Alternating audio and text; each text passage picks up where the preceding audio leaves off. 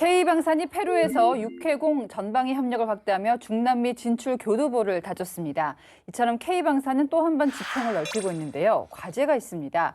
주요 소재 부품 장비, 이른바 소부장은 해외 의존도가 높기 때문인데요. 우리 정부는 글로벌 첨단 소부장 강국을 목표로 세웠습니다. 과연 방위산업에서 우리의 소부장 자립은 어느 단계에 와 있는지, 또 국방력에는 어떤 영향을 미치는지 알아보겠습니다. 자, 오늘 특별 게스트는요, 방위산업과 소부장에 관한 글을 연재하신 분이죠. 최연호 칼럼니스트 오셨습니다. 어서 오세요. 안녕하십니까? 네, 아주 기본적인 개념부터 여쭤볼게요. 예, 조부장, 남부장 아닙니다. 소부장. 소부장. 언제부터 이걸 쓴 거죠, 단어를? 소부장이라는 단어는 아마 아시는 분들이 많으실 거예요. 소재, 부품, 장비의 약자인데요. 이 모든 것들은 결국 완제품을 만들기 위한 중간재입니다. 소부장이라는 이 단어는 상당히 오래전부터 업계에서는 많이 쓰이고 있었어요. 그런데 일반 국민들한테 각인된 거는 2019년 일본이 반도체하고 디스플레이 관련 소부장들을 우리나라에 판매하지 않으면서 우리 정부에서 이번 기회에 국산화에 나서자 하면서 소부장 관련해서 다양한 투자를 하면서 여러 국민들한테 알려졌습니다. 네, 그러니까 소부장이라는 건 요약하면은 제조업의 근간이 되는 핵심 요소를 아우르는 거다. 근데 방위 산업으로 이제 저희가 눈을 돌려봐서 방위 산업에서도 당연히 소부장이 중요할 것 같습니다. 어떤 특징이 있습니까? 당연한 건데요. 방위 산업은 그냥 일반적인 어떤 현물 경제하고는 다르게 전쟁에서 쓰이는 어떤 무기 체계를 만드는 거예요. 그렇기 때문에 이게 어떤 특징이 있냐면은 이게 지금 현재 우크라이나 러시아 현장을 보게 되면은 권위주의 국가 대 자유민주주의 국가의 어떤 양립으로 되어 있는데, 예를 들어서 이 전쟁 이전에 러시아에 모든 국제사회에서 소부장을 팔았다고 쳐요. 무기 체계를. 근데 전쟁이 났는데 나는 지금 현재는 러시아를 지원하지 않고 우크라이나 자유민주주의 국가가 지원하고 있어요. 그럼 제가 팔 수 있을까요? 안 되죠. 예, 못 팔잖아요. 네. 근데 이게 왜 그러냐면 결국에는 방산 국가의 강국으로 가면 갈수록 이 고부가가치가 나오는 어떤 완전 제품, 예를 들어 K9이나 K2 이런 거하고 소부장은 양립할 수가 없어요. 왜냐하면 다 집중할 수가 없기 때문에. 그렇기 때문에 결국에는 이런 소부장하는 것들이 다 전 세계에 퍼져 있기 때문에 전쟁과 관련되어 있는 방위 산업에서는 소부장이 결국에는 공급망이 잘릴 수가 있다. 그러니까 정치적인 속성이 그렇죠. 있다는 거죠. 정치적인 네. 속성이 되게 강한 거예요. 네. 그래서 결국에는 이번에 트럼프도 이제 재선에 성공했지만은 자기가 제조업 기반하는 특히 방위 산업의 어떤 그런 소부장을 생산할 수 있는 것들을 다 국내로 끌어들이겠다. 아니면 또 이제 협력 국가의 공조를 강화하겠다. 이렇게 얘기를 하는 거예요. 그래서 이런 소부장 같은 경우는 결국에는 이제 헥헥거리는데 결국에는 진짜 전술핵만큼 지금에 와서는 엄청나게 큰 어떤 효과를 나타나고 있는 거고요. 실제로 우크라이나에서 이번에 발생을 했어요. 우크라이나가 지금 뭘 주로 사용하고 있죠? 전투에? 드론? 예, 드론이죠. 네.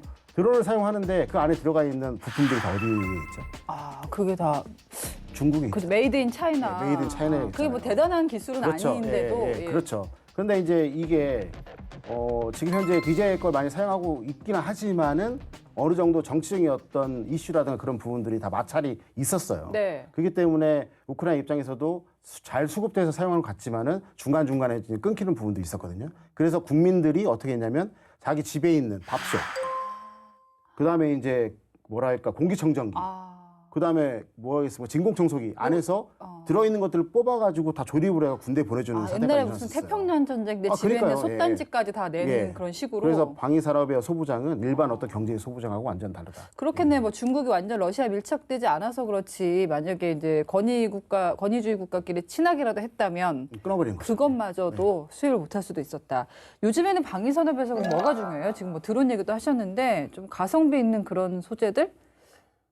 뭔가 신박한 거, 예. 최신 거. 탄탈륨이라는 게 있어요. 탄탈륨? 탄탈륨이 네. 항공기 터빈 엔진 내에 들어가는 소재예요. 녹는 점이 3017도. 굉장히 튼튼하겠죠. 녹을 수가 없겠네요. 그렇죠. 또 옥세틱이라는 게 있더라고요. 예. 옥세틱은 경장갑 소재로도 쓰이는데 이게 특징이 뭐냐면 방탄 소재에 쓰일 수 있도록 잡아당길 때에 그 인장되는 수준이 같아져요. 무슨 얘기냐?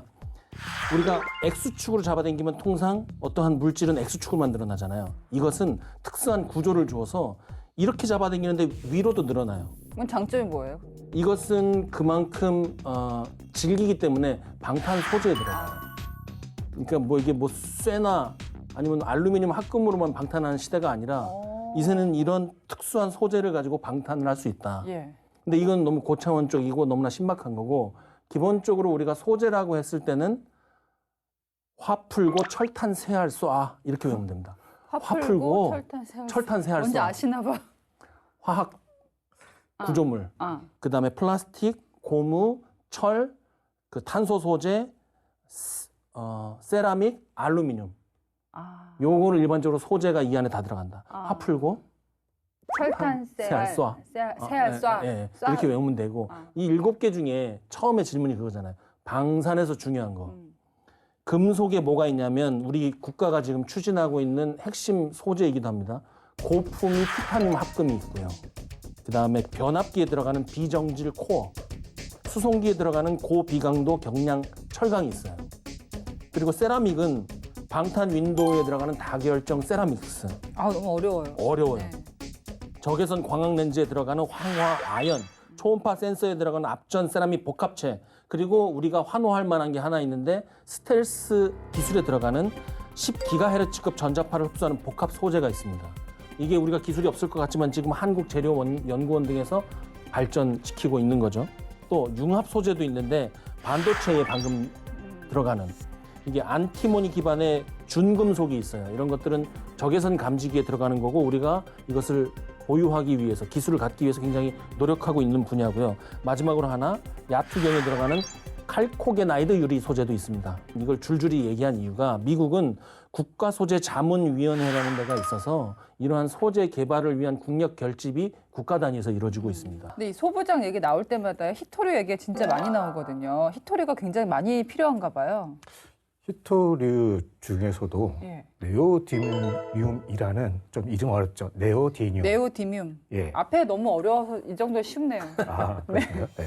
네오디뮴이라는 게 연구 자석에 이렇게 많이 쓰이거든요. 그런데 연구 자석 말고도 레이더 또는 소나 같은 데 많이 사용됩니다. 이런 히토류 관련해서 얼마나 많이 쓰이냐 그러면은 미 국방부에서 발표한 게 있는데요. F-35의 경우에는 410kg, 알레이퍼급 구축함에는 2,360kg, 그리고 미 해군의 핵심인 버지니아급 핵잠수함에는 4,200kg 정도가 사용된다고 합니다. 히토류라는 게 사실 희귀해서 히토류잖아요. 그렇죠. 근데 이렇게 많이 들어갈 수가 있나요? 그만큼 예. 첨단 무기일수록 사용되는 첨단 소재들이 많이 들어간다는 거죠. 그래서 이거를 쥐고 있는 국가가 세계 무기 산업을 뒤흔들 수 있다라는 위험론이 제기되는 겁니다. 중국 같은 데가 그러면은 뭐 유리할 수밖에 없겠네요. 공교롭게도 중국이죠. 그렇죠. 땅이 넓으니까 또. 네. 2019년이 이제 일본이 수출을 규제하면서 우리가 소재 국산화를 이제 본격적으로 시작을 했단 말이에요. 그렇다면은 방위 산업에 있어서 핵심 소재 국산화 역사가 짧을 것 같은데 어느 정도 와 있습니까? 심각하죠. 그 네, 심각한 거고, 뭐 여태까지 안 했다가 갑자기 뭐 국가적인 뭐 노력을 해서 뭐 소부장을 뭐 하겠다 되는 게 아니에요. 예. 우리나라는 할 수 있을 것 같은데. 원자재가 있어야 되는 거니까 결국에는 그것도. 예. 그래서 뭐 저는 뭐 이제 2020년도에 그 국방 핵심 소재 10종에 관련된 어떤 조사를 했었어요. 근데 이제 뭐 그게 뭐뭐다 다 말씀하셨기 때문에 안 하고요. 그중에 조달 금액이 8,473억 원 중에 78.9%가 수입에 의존하고 있어요. 거의 80%를 의존하고 있는 거죠. 그리고 금속 소재 8종 중에 저희가 조달 금액은 8,086억 원인데 이거는 80.4%를, 그다음에 비금속 소재는 387억 원 중에 47.5%를 수입에 의존하고 있는 거예요. 그러니까 결국에는 뭐냐면 자립하고 싶어도 수입의 의존도가 80% 육박하기 때문에 자립이 쉽게 안 돼요. 원자재가 없어. 원자재가 없으니까. 더 중요한 건 방위 산업에서 이제 마그네슘 합금하고 네일 합금 같은 경우는 100%. 아까 말씀하신 타이타늄과 합금, 니켈, 코발트 이런 거 99.8%. 알루미늄 합금 같은 경우는 94.9%. 방산 핵심 금속 소재 대부분이 다 해외에 의존하고 있어요. 그렇다고 해서 이거를 그러면 우리나라에서 집중을 해서 돈을 쏟아 부어서 만들겠다. 어떻게 만들까요, 이걸? 그게 문제가 되는 거예요. 네. 그래서 이제 결국에는 이런 부분들을 안정적으로 확보하기 위해서 그러니까 생태계를 확보하는 것도 있지만 그래서 외교가 중요한 거고 그러니까. 협력국가, 동맹국가의 어떤 관계가 평상시부터 되게 중요한 거예요. 우리가 아무리 이제 김밥을 잘 많이 맛있게 싸는 기술이 있어도 햄이 없으면 안 김이 되잖아요. 없어. 햄은 없어도 되는데 김이 없어. 햄이 없으면 안 되죠. 못 사잖아. 그런 상황인 예. 거잖아요. 우리가 소재를 개발해서 혹시 실제 무기 체계에 이제 적용한 그런 사례가 있습니까? 단순하게 사례를 딱 말씀드리면 첫 번째 우리나라 육군 보병의 보병 전투차 K-21 거기에는 방탄 소재로 세라믹 복합재가 들어가요. 거기에 들어가는 세라믹 복합재를 우리나라가 국산화했고 네. 그리고 요즘 KF-21 전투기 핫하지 않습니까? 그 전투기를 만드는 합금 소재들 그런 것들도 국산화의 좋은 사례라고 할 수 있겠습니다. 네. 참 그래도 우리가 참 대단한 게 원자재가 없는데도 이 정도 온 것도 참 대단하지 않나 싶은데요. 저 요거 물어보고 싶었어요. 제가 이제 골프를 최근에 다시 쳤는데 15년 전에 골프채를 있다가 네. 최신 골프채를 휘두르니까 엄청 가벼운 거예요. 그걸 이유를 물어봤어요. 왜 이렇게 차이가 많이 나냐, 무게가. 그랬더니 그 사이에 탄소 복합체? 그렇죠. 막 그런 것들이 개발이 되면서 굉장히 가벼워졌다는 거예요. 네. 왠지 이런 것들이 방위 산업에도 응용이 될 것 같은데 어떻습니까? 지금 말씀하신 골프채, 네. 또 남자들 하면 낚싯대. 아, 낚시. 네, 우리 주변에서 그 정도 볼 수 있고. 무게가 완전 다른 거예요. 완전 달라요. 네. 그리고 그동안 왜 그거 안 했냐? 그 단위 킬로그램당 생산 단가가 높기 때문에 안 했는데 뭐 그 가격을 낮춰가는 것이 이제 키 포인트라고 하겠고 우리 자동차 휠에도 있고 여행 가다 보면 풍력 발전기 날개 얘도 들어가고 우리가 하늘로 눈을 보면 저 위에 우주 항공에도 비행기 동체에도 다 들어갑니다. 가벼워야 되니까. 네, 가벼운 그 경량성, 초내열성, 고강도, 고인성 좋은 거는 지금 이 탄소 복합재에 다 들어가 있어요. 그런데 이것이 이렇게 중요한데 우리나라에서는 뭐 하고 있느냐? 우리나라에서 그동안 이것을 국산화하고 가격 단가를 낮추기 위해서 굉장히 노력을 했는데 전문 부서도 있어요. 우리 산업통상자원부에 섬유탄소 나노과가 따로 있어요. 오. 그래서 이게 미래에 굉장히 중요해질 거라는 것을 알고 우리도 대계를 세우고 추진해오고 있었다. 아, 산업통상자원부 섬유탄소나노과. 네. 재미있는 사실들 많이 알았습니다. 네. 소재를 다루는 주무부서가 있다는 건 그만큼 중요하다는 얘기고요. 예전에 이렇게 반도체를 가지고 뭐 이게 산업의 쌀이라는 표현을 했잖아요. 근데 이 소재 분야를 미래 산업의 쌀이라는 그런 비유한 얘기도 네. 들었습니다. 그 정도로 중요합니까? 일단 100조 원 규모예요, 이 시장이. 이 100조 원 규모의 시장을 미국, 일본, 독일, 중국이 독점하고 있습니다. 지금 90%가 이 네 나라가 독점하고 있는 상태고 또 우리가 방산이나 항공에 사용할 수 있는 굉장히 수준 높은 탄소 복합재는 일본하고 미국이 87%를 독점하고 있어요. 그렇기 때문에 우리가 여기에 만약에 진입을 한다면 그야말로 노다지다. 그렇다고 쉬운 건 아니죠. 이것이 굉장히 어려운 이유는 뭐냐면 지금 우주 왕복선이 한번 날아가려고 하면 우주 왕복선의 무게 1kg당 4,300만 원이 들어간대요. 그리고 비행기가 수시로 뜨고 날잖아요. 킬로그램당 140만 원이 들어가는 거예요. 무거우니까. 그러니까 이것을 가볍게 할 수 있으면 돈을 크게 절약을 할 수 있는 것이죠. 항공기가 그래서 요새 보면 동체가 50% 이상이 탄소 복합재예요. 아, 그 정도로. 네. 그러니까 우리가 할 수만 있으면 해야 되는데 아직까지 기술이 안 됐어요. 기술 중에서 무엇이 핵심 기술이냐면 아까 말씀드린 것처럼 킬로그램당 생산 단가를 줄이는 거예요. 아무리 좋아도 비싸면 못 쓰잖아요. 지금 현재 한 $20 정도 합니다. 근데 미국이 12.6%를 목표로 해서 국가적인 자원을 투입해서 개발을 하고 있고 일본은 $10 이렇게 줄이겠다 이렇게 하고 있습니다. 일본이 지금 선도 국가인데요. 지금 미국 같은 경우에는 국가 의제로 이것을 격상시켜서 미국의 에너지부가 달라붙었고 또 국가 랩 팩토리라는 것을 신설을 해서 아예 탄소 복합재만 다루는 기관이 따로 있습니다. 우리는 지금 현재 아까 말씀드린 범용 탄소 복합재, 뭐 골프, 낚시채 이거 외에도 수소 저장 용기까지는 할 수 있어요. 하지만 방산에 쓸 수 있는 수준의 탄소 복합재는 못 만들고 있기 때문에 지금 우리가 소부장하면서 모두가 달려들어서 힘을 모으고 있는 겁니다. 자, 저희가 탄소 섬유 복합재 얘기를 좀 많이 했는데 방위 산업에서 이렇게 좀 획기적인 변화를 가져올 수 있는 미래 소재가 또 있을까요? 지금까지 사용되거나 이제 앞으로 만들어질 무기 체계들은 경량에 그리고 강한 내구성 그리고 열에 강한 특징들을 갖고 있어야 돼요.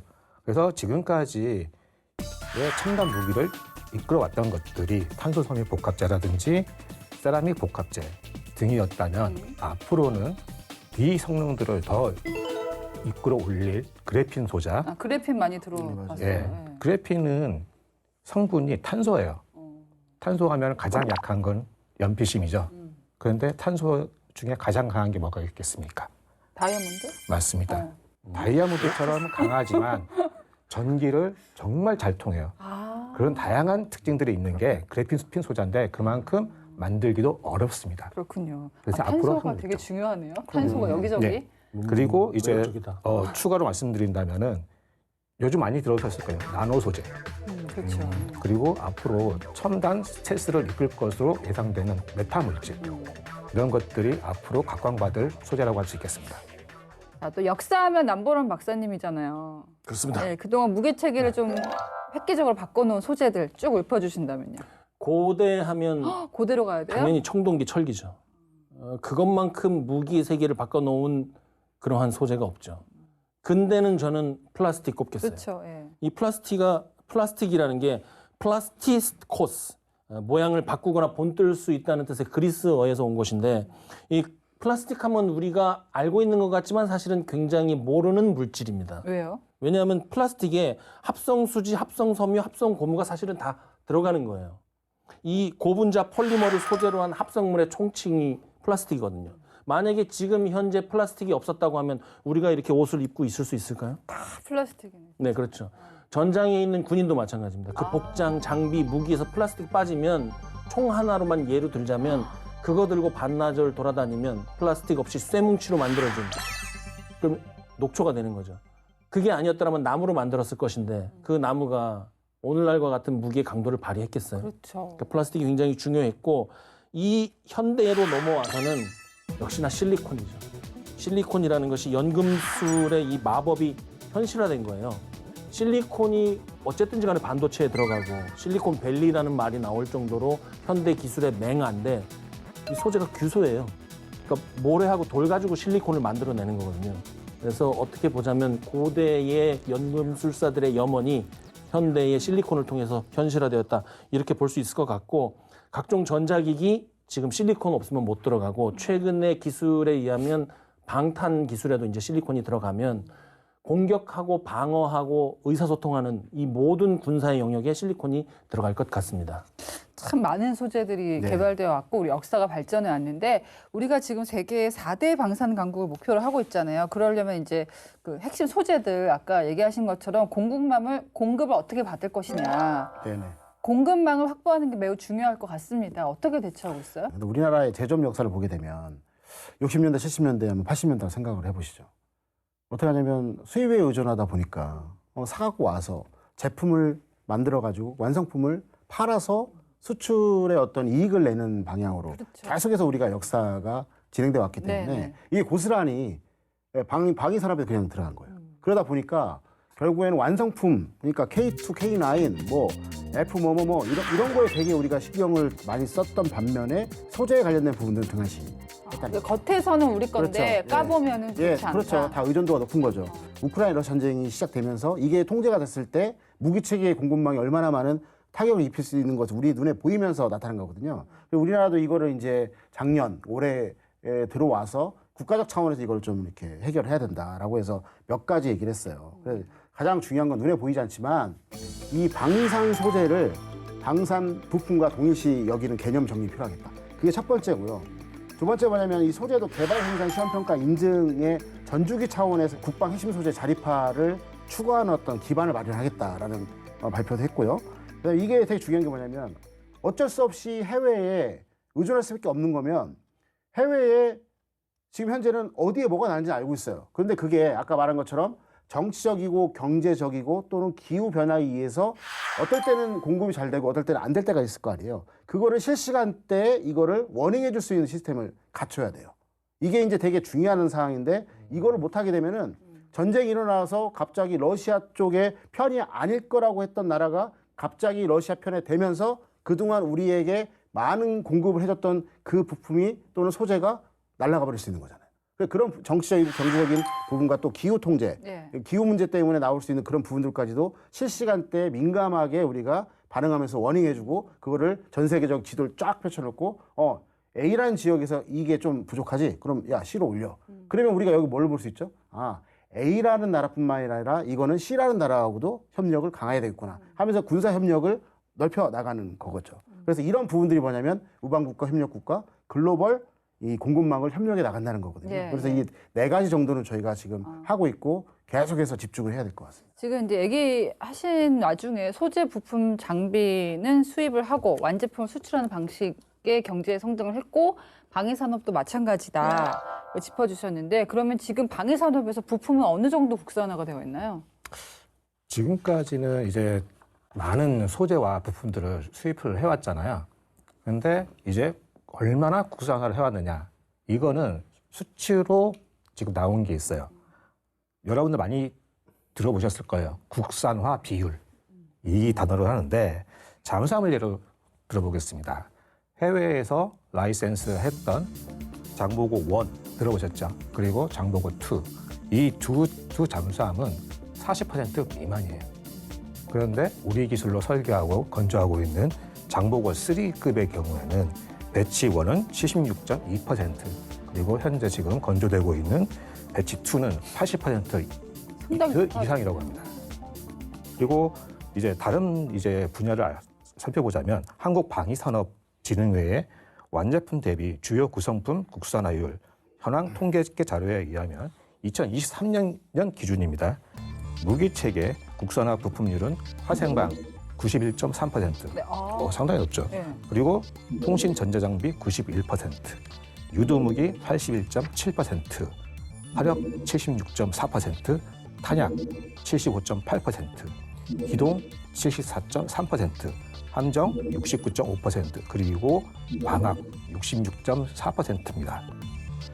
어떻게 보면 우리가 가장 강하다고 평가되고 있는 전자, 그리고 이런 부분들은 높은데 광학 이런 부분들은 조금 낮잖아요.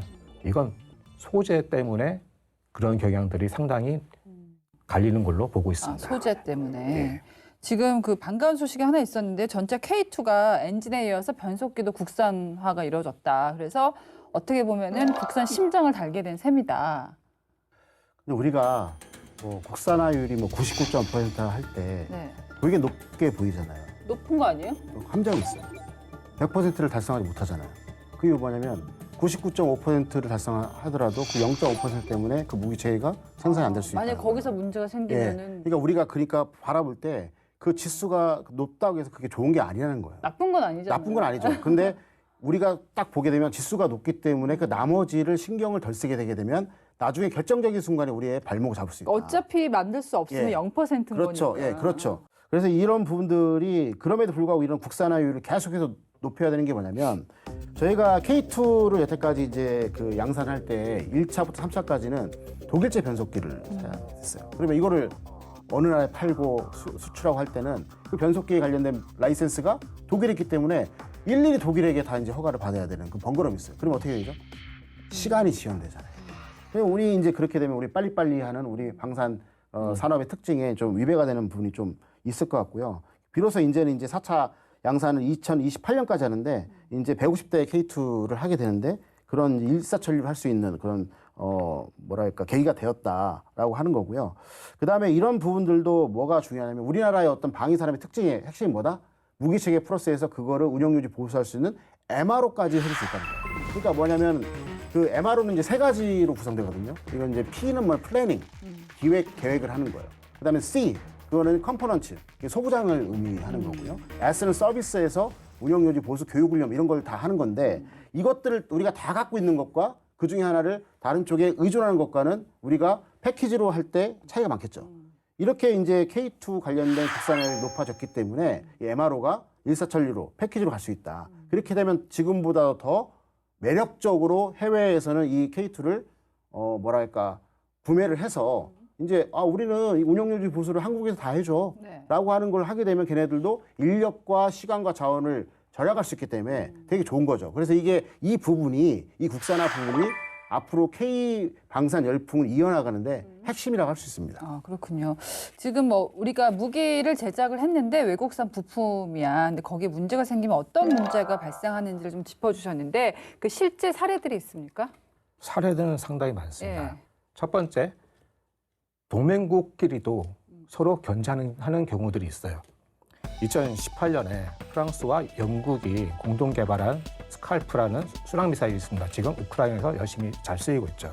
그 미사일을 이집트에 판매를 했어요. 근데 미국이 거기서 태클을 겁니다.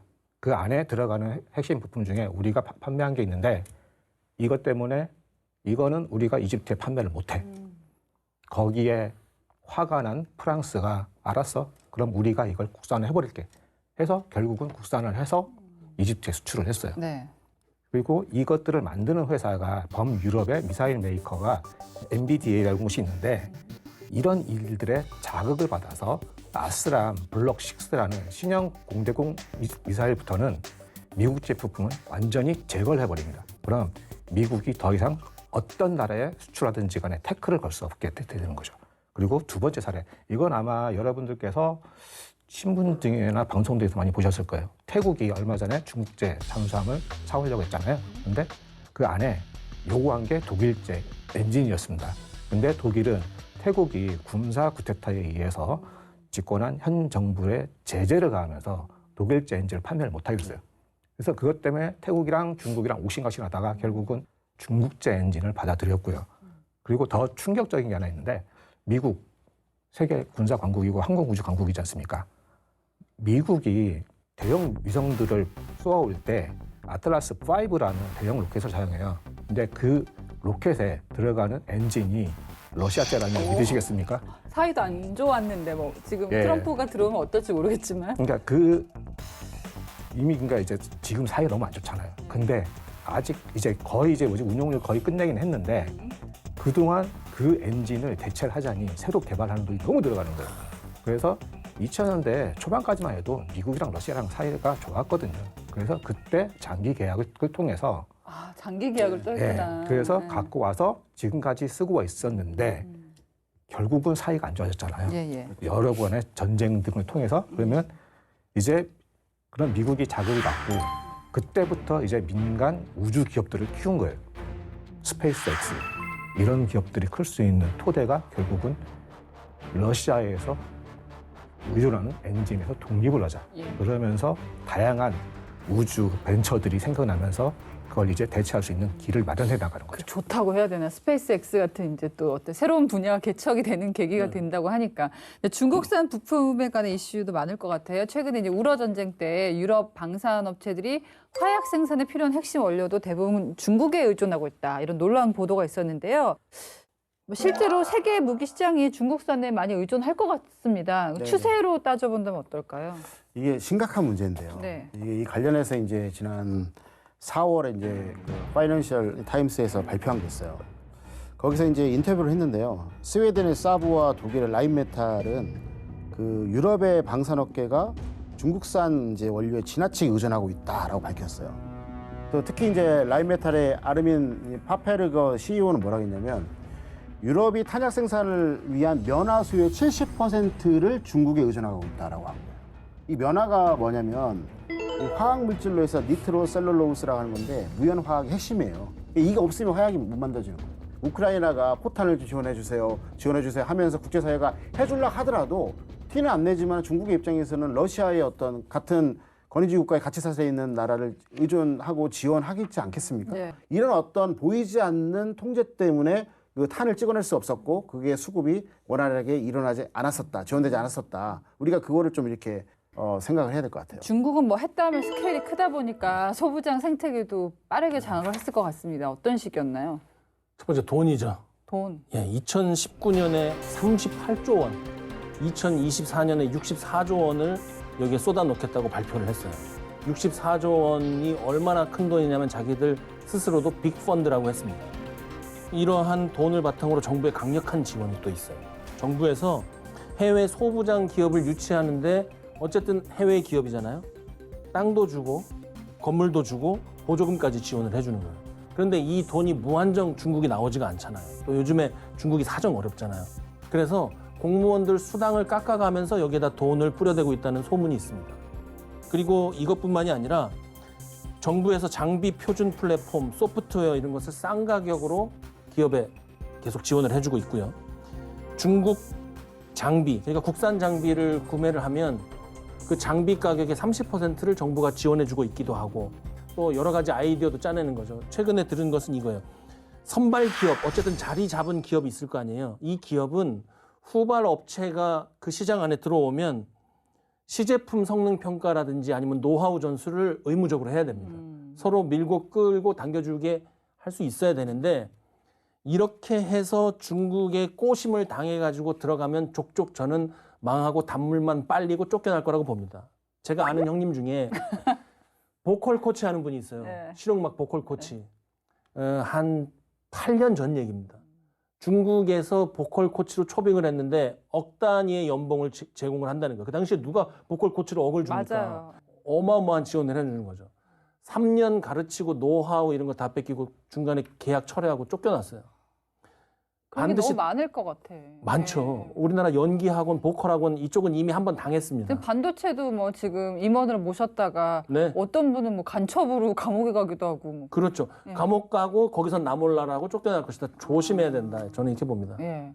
근데 전 중국산이요 가장 문제가 뭐 로봇 청소기나 CCTV 쓸 때도 그 얘기하는데 보안 문제 있지 않습니까? 이게 백도어 문제잖아요. 네. 이게 백도어 뭐냐면 뒷문인데 나도 모르는 사이에 내가 찍었던 뭐 영상 뭐 이런 뭐 안에 저장되어 있던 문서들이 이제 이걸 제작했던 원국의 서버로 들어가는 거예요. 이게 이제 우리나라에서도 문제가 됐던 게 뭐냐면 중국산 문제가 돼서 CCTV가 공공 부분에서 이제 뭐 국가정유 시설이라든가 보안 시설이 있는 것들이 이제 중국산 부품이 들어가서 그 한 번 다 대규모로 대량으로 철거한 적이 있었고요.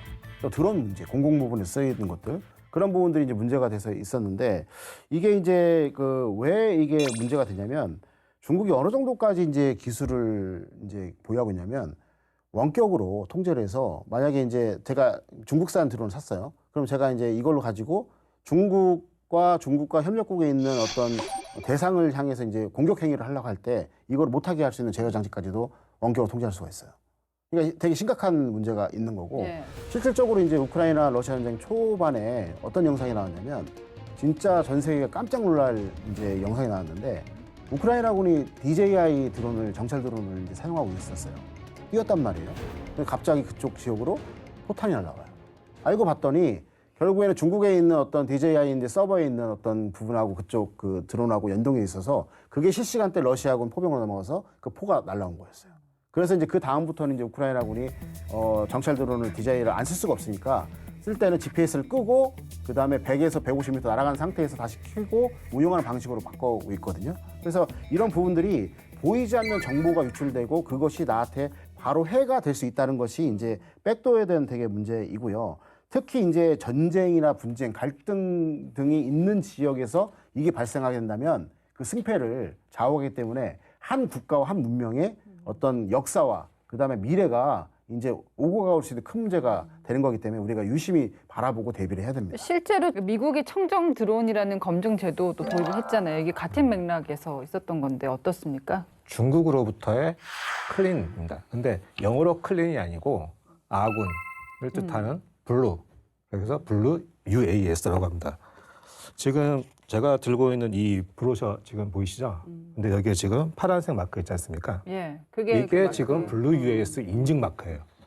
중국산 안 들어갔다. 네, 이거는 미 국방부에서 이 드론을 만드는 제작사를 탈탈 털어서 네, 배터리까지도 중국산이 아니라는 걸 인증한 업체에만 줘요. 배터리까지도. 네, 이 마크를 단 업체들만이 미 군에 드론을 납품할 수 있습니다. 매우 중요하겠네요, 그러면. 네. 예. 이 드론, 아까 방금 제가 보여드린 이 브로셔의 드론이 얼마 전에 미 육군에 납품을 했어요. 블루 UAS 인증이 없으면 못합니다. 근데 블루 UAS 인증 쉬울 것 같죠? 얼마나 까다로운지 안 쉬워 보여. 하기야 안 쉽긴 합니다. 네. 2024년 5월에 최근에 업데이트 됐는데 14개 회사 26개 제품밖에 안 됩니다. 그러면 이거를 왜 했느냐? 한마디로 공급망에 대한 안보 논리 그리고 중국산에 대한 어떤 백도어라든지 그런 부분들 있잖아요. 그런 부분들을 한마디로 이제 어쨌든지 간에 안 보여. 그리고 가장 중요하죠. 예, 그리고 산업적인 논리. 지금까지는 민간이든 군용이든 중국제 드론을 다 사용해왔어요. 심지어는 미 공군 같은 경우는 우리 이 드론들 인터넷에 서버에 연결 안 할 테니까 제발 좀 쓰게 해달라라고 간청하는 일까지 있었어요. 왜 그러냐? 자국산 드론은 중국산 부품을 사용 안 하면 비용이 너무 올라가요. 심지어 10배 이상 가격 차이가 나는 경우가 있었다고 합니다. 그런데 왜 그럼에도 불구하고 이걸 하는 이유는 그만큼 중국에 의존했다가는 국가 안보 자체가 위협을 받을 수 있다라는 위기감에서 나온 거죠. 네. 지난 9월에는 한 중국 업체 신규 드론을 미국 내에 사용할 수 없다는 법안도 통과됐습니다. 이게 결국 시사하는 게 결국 이제 보안이 매우 중요하다. 가장 중요하다. 그런 걸까요? 네. 지금 말씀하신 그 DJI의 드론은 더 이상 미국 영공을 날 수가 없다.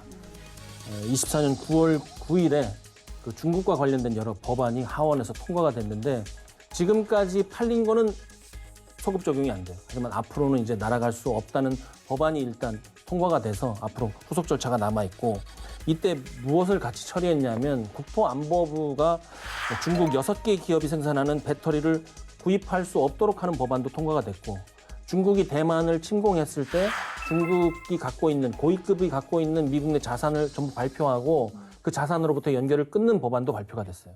결국 이것은 무엇으로 봐야 되느냐?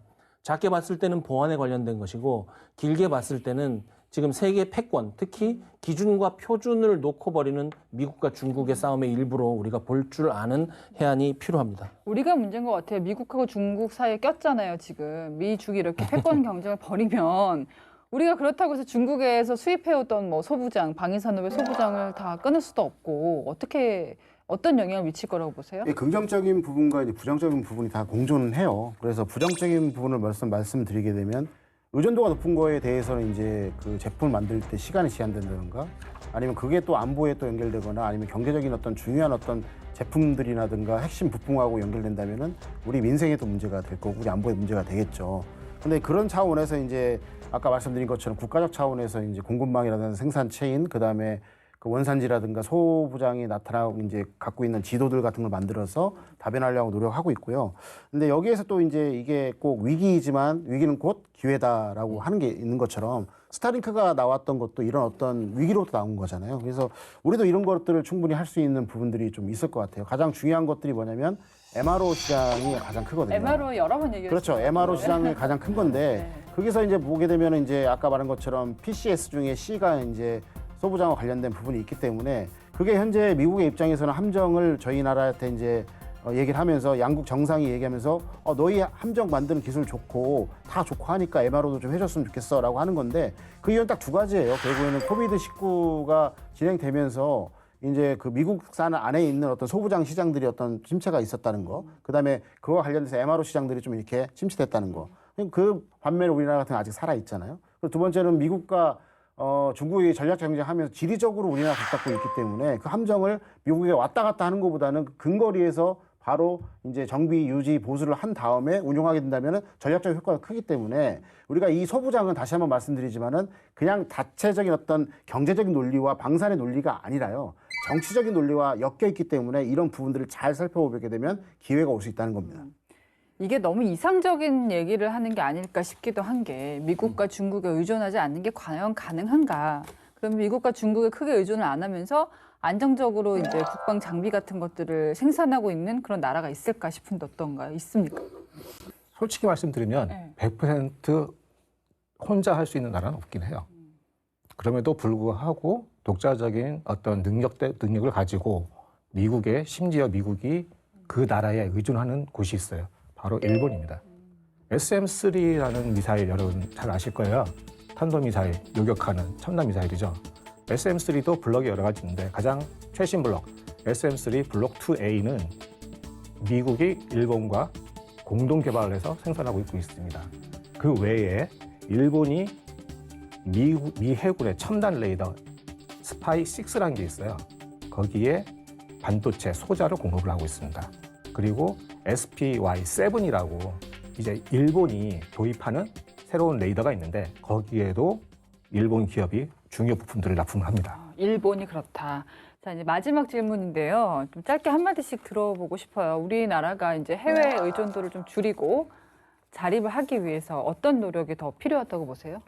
저는 일단 두 가지 말씀드릴게요. 이제 소부장 중에 가장 취약한 게 소재거든요. 근데 소재를 이제 보게 되면 여러 가지 재료를 가지고 이렇게도 엮어보고 저렇게도 엮어보고 하잖아요. 근데 지금은 이제 생성형 AI가 나왔기 때문에 그게 사람들이 몇 개월 걸릴 거를 단시간만 할 수 있다는 겁니다. 그래서 그런 어떤 R&D를 촉진하면서 그런 거 빅데이터를 시켜놓고 국가 전체 단위로 그거를 정보 공유할 수 있는 시스템을 만들어 놓는다면은 소재 뭐 국산화 바로 될 수가 있고요. 두 번째로 중요한 건 뭐냐면 뭐니 해도 이게 되려면 생태계가 조성돼야 돼요. 그렇게 되면은 결국에는 대기업은 결국에는 고부가가치의 어떤 그 무기 체계를 이제 그 생산해서 이제 수출을 하지 않습니까? 뒷받침되는 그 소부장의 어떤 생태계가 되게 중요하고 최근 같은 경우는 이제 드론이나 로봇이 전장의 주인공으로 되면서 가성비 전투를 하잖아요. 그러면은 비싼 것이 아니라 저가의 예를 들어서 이제 뭐 배터리, 모터, 그다음 센서 이런 것들을 하나의 생태계로 조성해서 만들어내게 된다면 결국에는 전쟁의 양상이 가성비 전투로 바꿨기 때문에 우리나라가 그 점에서 미국보다도 강점을 가질 수 있을 것이다. 저는 이렇게 말씀드리고 싶습니다. 남 박사님. 많은 발전이 있었는데 2023년에 국가 기본 전략이 뭐냐면 소재 부품 장비 글로벌화 전략이에요. 그러면서 소부장 7대 분야를 10개 분야로 늘리고 글로벌 제조 3강에 들어가겠다, 수출 5강에 들어가겠다고 했어요. 지금까지는 잘 왔는데 2023년 이 버전은 좀 더 보완할 필요가 있다는 비판적인 의견을 냅니다. 이 보고서가 교수님 말씀하신 생태계가 발전하려면 그 생태계를 발전시킬 수 있는 계획이 잘 짜여져야 돼요. 근데 제가 보기에는 지금 현재 이 계획, 기본 전략은 개조식 보고서 수준으로 25페이지입니다. 더 보완될 필요가 있고 국가 기본 전략이 좀 잘 짜여져서 국가 주도의 확실한 글로벌 제조 3강, 수출 5강에 들어가는 그런 기회로 다시 한번 전환했으면 좋겠다 이렇게 네. 생각합니다. 아무래도 수호부장 이 가장 핵심은 R&D거든요. 그런데 이 R&D의 핵심은 산학연입니다. 이 부분들에 대한 충분한 투자가 꾸준히 이루어져야 된다. 그리고 우리 혼자만 하려는 거는 이제 버려야 될 때가 왔습니다. 특히 미국 같은 경우에는 동맹국한테 손을 많이 지금 내밀고 있거든요. 그럼 우리도 미국 같은 동맹국들과 공동 연구를 통해서 지적재산권을 공동 보유할 필요가 있어요. 네. 그럼 뭐 어떻게 보면은 거꾸로 우리 발목을 잡는 거 아니냐 하겠는데 반대로 생각해 보시죠. 우리가 미국의 발목을 잡을 수 있는 겁니다. 발목을 잡으려고 한다기보다 효율성을 그렇죠. 높일 수 효율성을 있다. 좋게 거죠. 자, 어떤 소재, 부품 또 장비를 사용하느냐에 따라서 방위사도 생태계는 완성도 달라질 텐데요. 좀 실질적인 대책으로 K방산이 더 높이 날아오기를 기대합니다. 디펜스 프라임 오늘 여기까지입니다. 저희는 다음 주 금요일 밤 10시에 찾아뵙겠습니다. 고맙습니다.